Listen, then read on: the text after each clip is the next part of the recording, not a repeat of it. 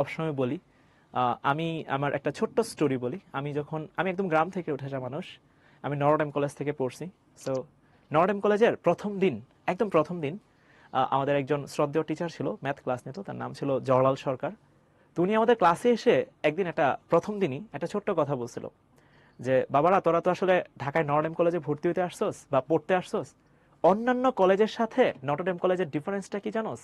অন্যান্য কলেজ ক্লাসের শুরুর দিনে এসে তোরা ম্যাথ করাবে, একদম শুরুর দিনে এসে তোরা ম্যাথ করায় ফেলবে, সব অঙ্ক তুই পারবি।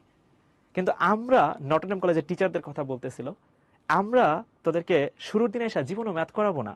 আমরা তোরে আগে থিওরি শিখাবো, থিওরির প্রমাণ শিখাবো, অঙ্ক এক দুইটা করাবো, তোরা অঙ্ক তো নিজেরা পারবি। সো ইন এ সেন্স এইভাবে স্যার বলতেছিল, আমি তোকে বর্ণমালাগুলা শিখাই দিব, তুই শব্দ আর বাক্য নিজেই লিখতে পারবি।